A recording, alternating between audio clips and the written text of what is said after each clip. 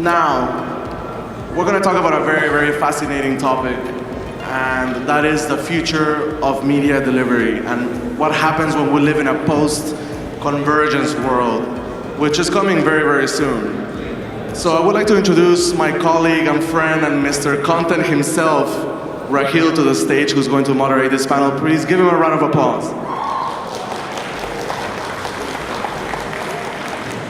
You forgot to introduce my panelists. Hey, come on up, guys. So we have a fantastic panel for you today talking about media and convergence. First up, from Beach House, we have Jocelyn, from Mediacorp, Cheah, from the moving visuals company, Galen, and finally from Discovery, Rohit. So I will try to talk as little as possible and let these fine folks do it. So I guess the best place for me to start is, what is convergence? What should we all understand by this concept of the convergence of media? Anyone, just go. Well, I think from our point of view, actually this idea of conversion of media has been going on for a long time. This isn't a recent phenomenon, I don't feel. And I think it's a lot to do with how people consume content. And from a content maker's point of view, is how do we cater to that new trend in consumption? I think, convergence is not the issue. I agree with Josh. It's been around. I think what we're looking at now is more like it's more divergent than it is convergent. I think, we've got more channels and more platforms than ever before. So I think that really is the issue. I think, in my opinion, there's never been a better time to be in the content business. As a consumer of content, there's never been a better time to access all this content. And I think it's because content has become so good. There's so much technology we can infuse in content now. 4K, VR, just various forms of storytelling. So there's never been a better time. That's why it's nice to be here and be able to talk about what Singapore, IMDA, and everybody's doing, really, to kind of push things forward. Well, we were just talking earlier, right? We were saying, hey, what is traditional content? What is digital content? In my mind, there's actually none of those separation. So gone are the days when we're just snacking on 3-minute clip of 30-second clips while we're waiting in line for coffee, right? Now, I find people at airport and coffee, they are binging on a Netflix series on the phone. So when you talk about true convergence and you talk about both technology and content, I actually get very confused when people say, hey, are you doing traditional content or digital content? Content is content, man. The difference now is that because the distribution aspects of content distribution is not king anymore, right? Because right now anyone can make a content and distribute it and target a specific audience. It's that easy. So in the past where distribution was strictly controlled, there's really no democratization of content creation. Nowadays I create something on my phone, I edit it on an editing app. I send it out and I know exactly who I'm targeting to because these are my 2,000 followers and they are just made for that. So that content shot on HD or sometimes 4K is good enough to go on air. So for me, when you talk about convergence, it's convergence of content, convergence of technology, the ease of content creation and the ease of distribution.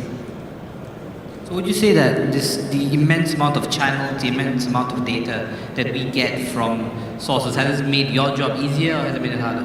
Oh, absolutely. I think from a creative point of view, I write and I direct, and I've always found it that, well, for example, if I say, hey guys, go and write an essay over the weekend, anything you want. How many words? Whatever, any words, how many words you want. You go back and you're going to suffer this through this weekend. I say, the only thing I want you to do is to give me this essay lunchtime on Monday. You go back over this weekend, you suffer because you're going to go, what am I supposed to write about? How many words? Now, however, if I say, Rahil, you're going to write about this food program and it's about generations, it's an empire, and I want 5,000 words and it's Monday, 12 p.m. You go back and you're focused. So on the creative side, data-informed content creation is amazing. It's data-informed, right? And the more data we get, it helps the creators to really fine-tune and hone their craft.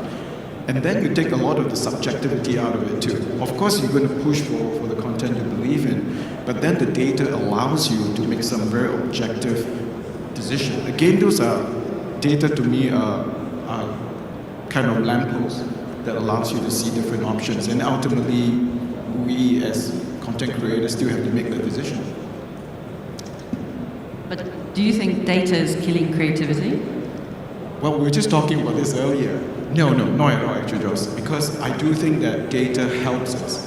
So for example, in Mediacorp, we have this thing called, surprise, green lighting process. Well, this is a green lighting process that we actually go through very distinct steps.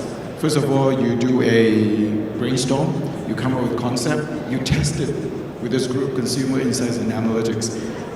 Once you test the concept, it comes back, and you know, and the testing is accurate enough these days to not go, oh, Galen, that sucks, we'll never ever do it. No, they'll give you some pointers, like, I think we can do this better, or this one works better.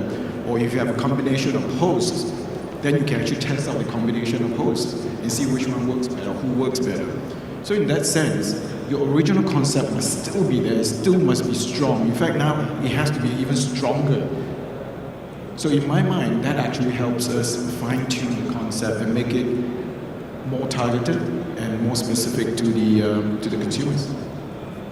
Yeah, we'll talk about that earlier too. I think at Discovery, we bet very big on data. I mean, we've been building a large infrastructure and backend on data, but with great data comes great responsibility. And I'm not even talking about safekeeping, I'm talking about interpreting the data. How do you interpret that data? And I think that's probably more what Jocelyn was referring to. I think it's about using these insights well, understanding them, also looking at qualitative data, not just the numbers, and figuring out how to tell the best story. At the end of the day, with all this technology, it falls back to the basic fundamentals. Content is content. Is it entertaining? Is it not? A large part of our studies have actually been on the millennial audience group, right? And it's very interesting, because what we learned is that content is content, but it's really about different occasions in the day where you consume content. Before you go to bed, it's not the same type of content you really want to consume that you're going to take during a lunch break, on the train, during a panel if you're bored. There's many different types of content you want to consume, right? So things of that nature, yeah. Well, I guess from this point, in tech in general, we're seeing a large growth in specialized SMEs who are able to use data and technology to solve very specific problems. Do you see content working in the same way? Are we going to have specific companies, specific people that are good at specific things? Are we going to see the rise of sort of megacorps?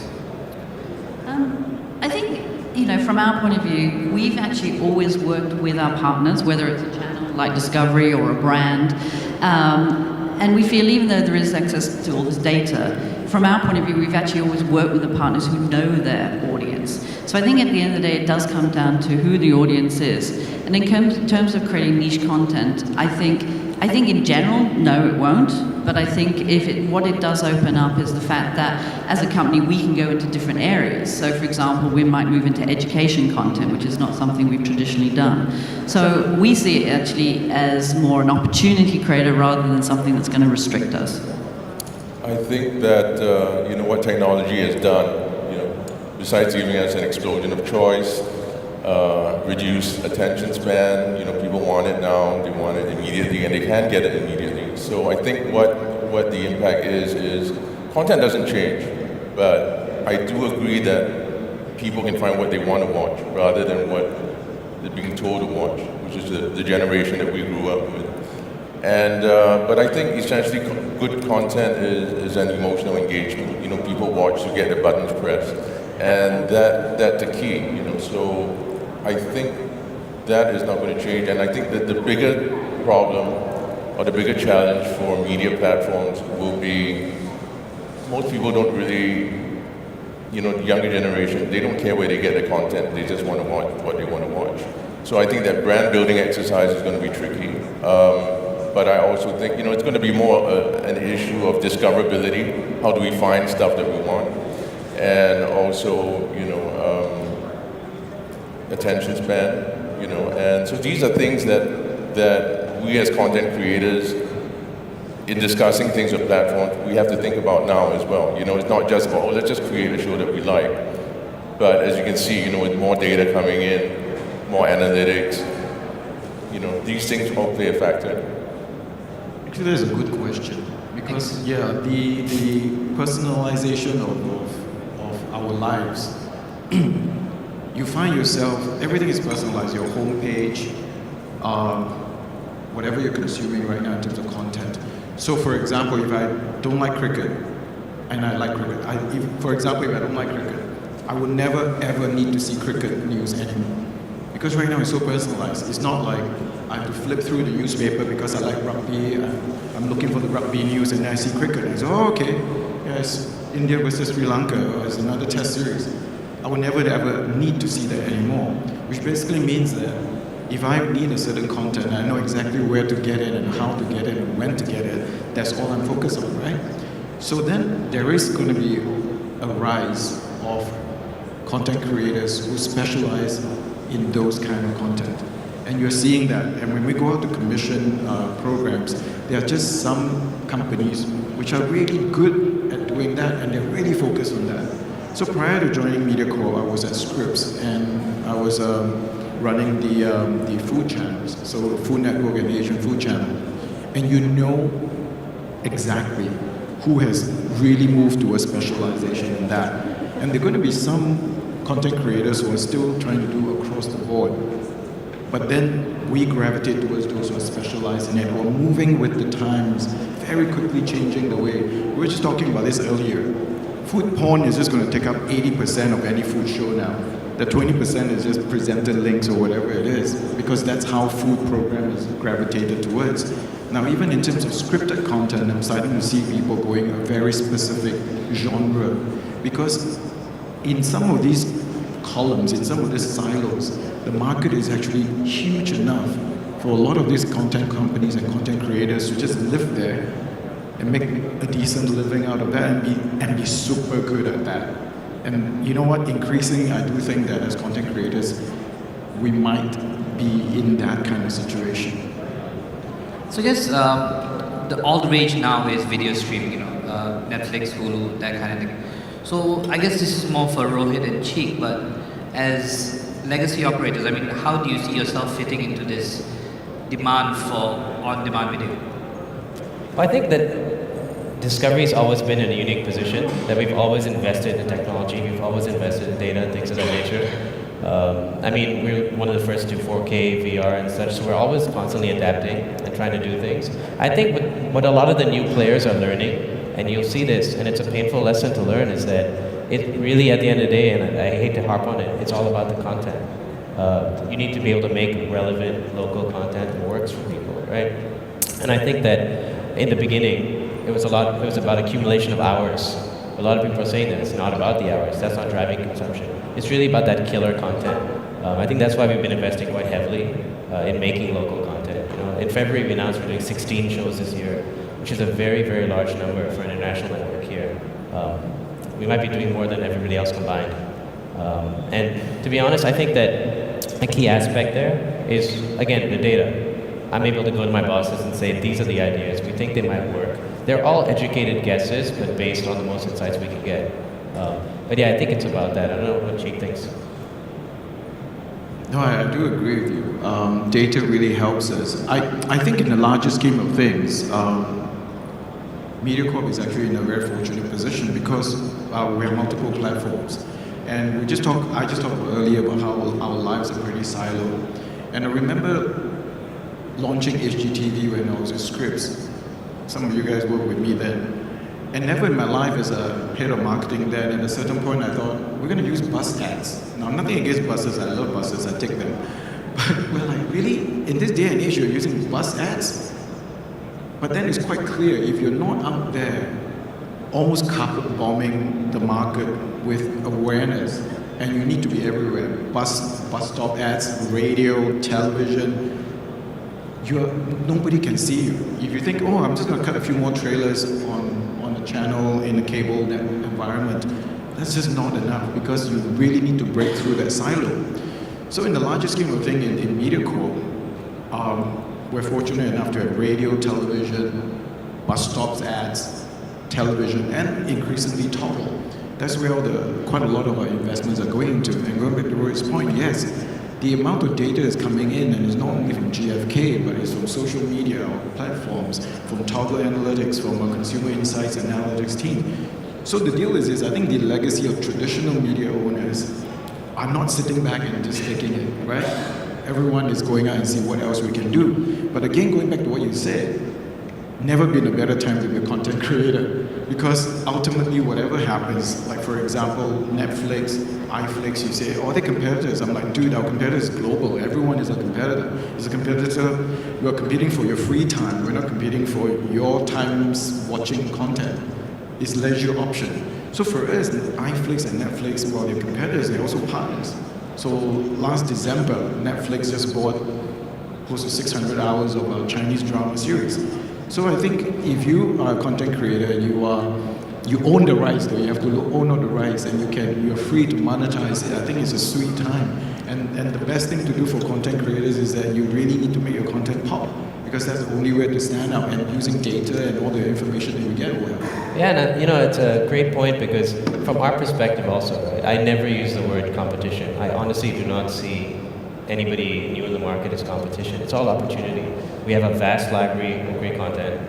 They're a platform, a new distribution mean. In fact, we just announced at APOS, a big ambition we have this year is to reach 300 million more homes, more individuals in Southeast Asia, And to reach 300 million more people in Southeast Asia, we're really gonna have to go mobile, free to air, OTT. We want our content to be everywhere. However, we cannot just take our current content and assume it's gonna work on the phone. That's why we're investing quite heavily in content for different platforms, different consumption journeys. And again, that's why it's great to have IMDA, right? They are helping us with some of these technologies, whether it's short form, long form, digital, 4K, VR. They're in it for Singapore to win. I just wanted to add something. Consumer studies have shown that Asians, like Singaporeans, are extremely fussy about what they want to watch. What we want to shop for. We're very, very discerning. We do a lot of research before we go and shop online. And we're similar to the Japanese and Koreans. That means we're not just going to go for any old thing. So I think that makes a challenge, along with the fact that, Asia is, multicultural, multi-language kind of programming landscape. I think that does make it more challenging than, a more homogeneous market like America. And I think these are the challenges that platforms, those that are trying to catch up with Netflix, are going to have to deal with, in terms of providing on-demand stuff. There's a lot more data and, tweaking that they're going to have to do, programming, strategy, and marketing that they're going to have to do in order to kind of, if we're not going to Netflix or you're setting something else up like iFlix or Hook, they're going to have to be a bit more on the ball. Yes, the objective of a business is to make money, so as we all produce more and more free content, we all consume more and more free content, how do business models need to change? Well, it's interesting, isn't it? Because the economics have never changed. There are more distribution methods. People have more access to free short-form content. But at the end of the day, the economics do not change. You hear a big headline coming out of APOS saying, it's the end of minimum guarantees. No more minimum guarantees. It's all revenue share from this day forward. I'm paying to make this content. We're making global quality content. If we want to monetize that global quality content, we need to figure out a way to make it work. I don't think the current model, I think it's kind of a stalemate right now. I think content costs money. We need to figure out a more viable model. And I'm not sure if anybody has quite the solution yet, but I noticed Jocelyn is shaking your head there, so you're... No, I agree with you, because I think that is the challenge for all of us with free content. I think there is still a perception, and this is kind of what the music industry went through as well, isn't it? The perception that anybody can access any content anytime, but at the end of the day, people have to make it and get paid to do it. So, they can't live on air. But I think from our point of view as content makers, we have to be very open-minded moving forward. And it's also about, I think, partnerships. It's working with brands, it's bringing partners together across the globe to make the content work. And you know, it's about creating a sort of a marketplace that we can all sort of, you know, at least get paid to do what we create. And I'm sure you've heard this many times. It's digital. It must be cheaper, right?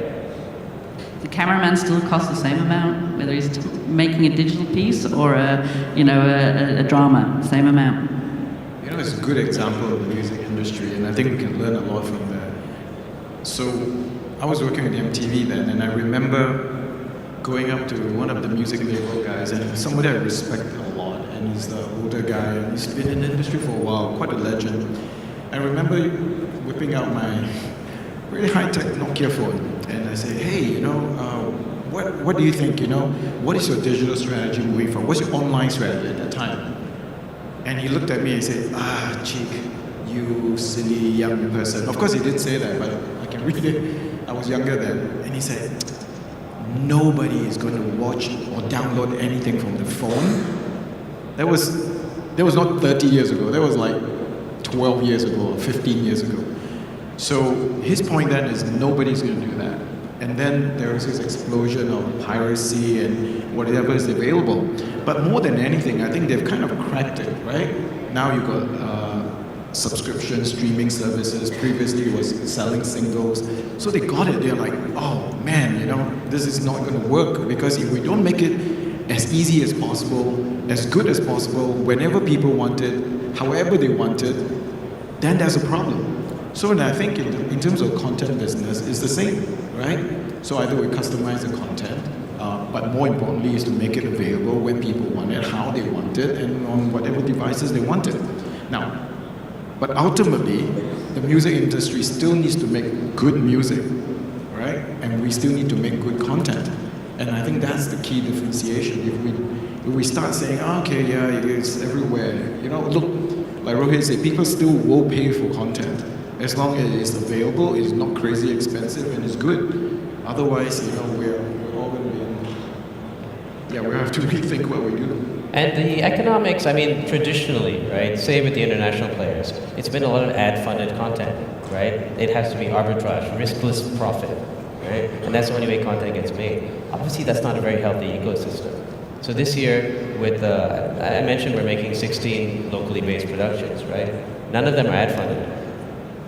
I don't necessarily have a business case for them yet, but we're going to increase our reach, our distribution, we'll find a way to monetize it. But we're going to have to take the bet, we're going to have to take the punt, we're going to have to make the content that we would have made whether we had a sponsor or not, and figure out how to monetize it after the fact. You know, I just wanted to say something. I mean, I think we all know that, you know, people are cutting their cords, you know, they're not, I think that it's all moving digital, it's all moving to the mobile phone. So I think there are definitely pressures on the economic model, but it's been happening for a long time. It's with YouTube, you know, I mean, YouTube was probably the one that started it all. You know, they started, and digital advertising started at a very, very low rate compared to traditional media rates. And I think they're trying to reverse that. I think that is the trend that you're seeing now. If you go to YouTube, they're actually trying to be more like a TV channel now in the way that they're running their ads. If you look at it, you know, they're giving you ads that you cannot skip. You know, they're trying to go back because they realize that they kind of broke the system. And now they're trying to go back and they're going, oh, you know, how are we going to make this sustainable? So these are real issues. They're trying to figure it out. Just like Napster and CD burning, what they did to music, same thing is happening to video, you know. And I think just having, you know, everyone will have their place. You know, I think at the end, it is about making content pop. You have to have premium content. You have to have something that people want to watch. But at the same time, you still, you know, people have lots of choice. You know, the technology isn't about having the nicest looking video. Having the most popular video doesn't mean you have to have the most beautiful landscapes or cinematography. It could just be a guy talking to you on YouTube. And that is the immediacy and the authenticity that people are looking for. You know, I'd like to expand on the point you talk about. I think in terms of blue sky's thinking, in terms of content creation, I think increasingly, as all businesses are geared towards that, you know, taking branded content, making content to order and stuff like that, I think don't miss out on the blue sky thinking. And I think that's very, very important. I think we, on my side, we are invested in really making sure that our teams think every quarter they are forced to do creative brainstorming. Because look, if people are over-focused on just delivering for the client, it's kind of tough to bring them out. Bring them out, get prototypes. Don't have to be full pilots, do prototypes, 5, 10 minutes, proof of concept projects. I think those are really, really important. So when we're talking about content and technology, and I'm glad that Singapore has announced this AI initiative. And I think just looking forward, I think AI is going to, besides VR and AR, AI is going to be one aspect of technology that will totally disrupt our content creation business, because as you take a look at it, right now, some of the news reports or headlines or market news that we read, they're actually bots, they're actually generated by machines. So you take a look at it and it's like the speed that they come out with is so fast, right? So for example, the Washington Post has really been using heliograph, is their proprietary technology. Reuters Thompson is also using something. So some of the news reports that you're seeing actually bot generated. Now it's not that far of a stretch for you to go into scripted content and how machine can start doing a first cut, for example, for your drama series or for your trailers. That frees content creators from, quite a lot of this trouble of going through all the footages. And experimentation is so important right now, especially with content. You have to take risks. You have to give chances. One of the initiatives we're launching now, it's called Chamkat Asia. And what we do is essentially we take first-time filmmakers a lot of the time, and we show them the process of crafting stories. However, this year, the stories we push through, I mean, they just intrinsically have a viral quality, but traditional networks might be like, oh, we can't take university students who want to shoot a documentary about a chicken beauty pageant in Indonesia, a bunch of money, and just let them go. However, this Sunday at 10 p.m., we launch on Facebook and Chamkat Asia about the chicken beauty pageant, right? A lot of these stories have been selected to have a viral quality to them. And they're experiments. It might not work, but we have to experiment. If you don't experiment, content will never get better. Then, if you're producing so many varied kinds of content, how do we ensure that it's quality content? Because how is the future just going to be which friend's character are you? I mean, is it BuzzFeedification? That's a word. So how do we ensure as content creators that we make quality still important? I think that, I also have a background in entertainment, right?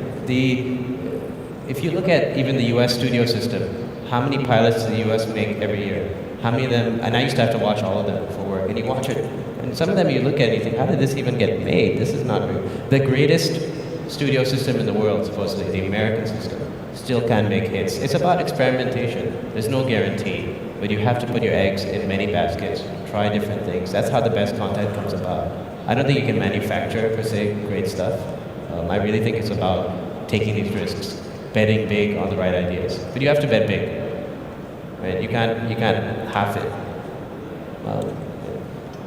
And I think you make a good point. I think even though there is a huge, buffet of content out there for people, they're still attracted by quality. And I think that's why also they still gravitate towards brands as well, such as Discovery or other sort of brands, because they know what type of content they're going to get. And and for them, that's important. So they're associated with a certain type of content, so they'll always will be attracted to the brand, whether they're watching it on their mobile phone or at home on their TV or on another screen, So I think that is why, quality will still be paramount. I think relevance actually is the most important thing. I think you have a video that's relevant, people will watch it. Whether it's a bus exploding, a cab exploding on Buona Vista Road, people will watch it. I'm not saying that is a full story, that's just a spectacle. But I think, for us, I think it's important we need to evolve, we're not just about entertainment. I think creating content has to be somehow essential. We want people to need to watch it. It's not general for everybody to watch, but like I did, we produced a show on dementia. Why? We felt there was a need for it. There wasn't much covered in the media about it. And I think, the media really has the power to bring interesting subjects to light that haven't been covered before, instead of just doing general entertainment. I think we can push the boundaries a lot more. So I mean, my call to the media platforms is really, take more risks, find out what people really don't know, need to know, should know, be engaged by, and I think that's where the secret of viewers will come from. I think brands also have to evolve with time. So it's not just content, technology, distribution. Like even with the content we commission now, I mean, we're looking, Discovery made its bones merging documentaries and reality with Man vs. Wild, Mythbusters, things of that nature, right? But even with the content that's being pitched to us right now, it's still somewhat traditional, right? So if there's anybody out there in the audience right now that makes content, please pitch us something unique, pitch us something different. We're very open-minded. We're looking for different things. I think consumers don't look at genres anymore. I think genres are dead. It's about good content, right? When we plan our channels, it's not about buying enough engineering. Do we have enough survival? No. Is it good? And if it's good, that's what makes the cut. You have to be ruthless nowadays with content. We don't have much time left, so I guess if I get from each of you, just in your opinion, where are we heading towards with convergence of media in the next couple of years? Don't leave me hanging, people. I think I'll jump in. So essentially, I think that we'll have more data than ever before. I think that it's nice that we have more distribution means and more ways to get there. However, I think we need to invest. All of us need to invest. The production houses, the media companies, the big brands, the IMDA, the government, because this is a great starting point. It's a great hub. Singapore is a fantastic hub. We have infrastructure, we have technology, we have everything. We should be at the forefront. I think all of us need to continue investing together. On the topic of Singapore, what do you folks think that we as Singaporean content creators, as Singaporeans, can do to support locally made content? What is Singapore known for, right? I think we're known for our food. Everyone here would agree that they love Singapore food. But is Singapore food for everybody in the world? Maybe, maybe not. I think there are dishes that everybody loves. I think it's a matter of markets, a matter of context. We have producers here that have done international work, like Beach House, like ourselves. It's not an issue of creating, it's not an issue of going global, creating international. I think it's a matter of creating sustainable models within our first markets. And good stories are good stories, like you say. I think there's no getting around that. So it's very, very competitive. There's lots of opportunities, but it is very competitive. So we just have to keep working at it. I think as content creators, we should think big. It's not just about Singapore as a market, it's always very much looking outward. So just as there's going to be a proliferation of ways people can consume content, why do we have to be restrained about what type of content, where we shoot it, or how we make it? So for us, I think it opens up a huge amount of opportunity. And whether, and the fact we're based in Singapore, which does have a great ecosystem, which is continually evolving, it's supported by people like the IMDA and also has, the headquarters of a lot of big channels here and broadcasters. It already is an ecosystem that is quite established. So I think we should just help to keep that ecosystem evolving and adapting and from as content producer's point of view, that's a huge advantage to us. So, two aspects to your question. The first one is how do we see, or how do I see convergence in terms of technology and content? The second part is Singapore content. I'll answer the first one first. So, look, nobody makes Singapore content better than we can, okay? Nobody makes better Scandinavian content than the Scandinavians can. And they've cracked it. The Scandinavian countries cracked it. Nordic noir was never heard of previously. And at a certain point, last year, the head of Fremantle told me that they used to have output deals, all the major television stations in the Scandinavian area. But last year, nobody had it anymore. Because they are, number one, invested in creating their own content. And they're very proud of it. So when you watch Scandinavian content, it's always a bit darker, a bit kind of grittier, but it's character-driven, it's story-driven, and they've cracked it. So hits like The Killing or The Bridge, even The Girl with the Dragon Tattoo series, all that come out at a certain point in time that it just didn't happen overnight. They invested in it, they focused on it. So we have to focus on creating the best Singapore content that engage and relatable and there's relevance to us. But you're right, it doesn't have to be only meant for Singapore because the themes are broad enough and universal enough. A good story is a good story. Good characterization, good food programs, food program. So people will go for that. So I think that's where I'm really focused on. We have to. Nobody makes Singapore content better than we can. But the challenge is this: how much of Chinese or English can we put in some of those contents? The mixture of elements. There are some guidelines we still have to follow, and hopefully moving forward, those lines will blur a little. Now, the second part of the question that I want to answer is in terms of conversion of content and tech. Like I said earlier, I do see artificial intelligence or machine learning playing a big part in what we are doing moving forward. And I think that's where we should really take a first step in. VR and AR, we already tried that, we're experimenting with that. It's a matter of changing the storytelling tool. It's very different. The linear storytelling method is not there anymore. We're all talking about presence. So, but in terms of AI and how it's going to help content creators, can AI be creative? Can a machine be trained to be creative? I think those are the exciting questions that we need to answer. We need to be there. And I think that in terms of investment, in terms of energy put into that space, at least some proof of concept projects need to happen in the Singapore context. Well, thank you so much, folks. Could I please have a round of applause for my amazing panel? Thank you so much, guys. Thank you.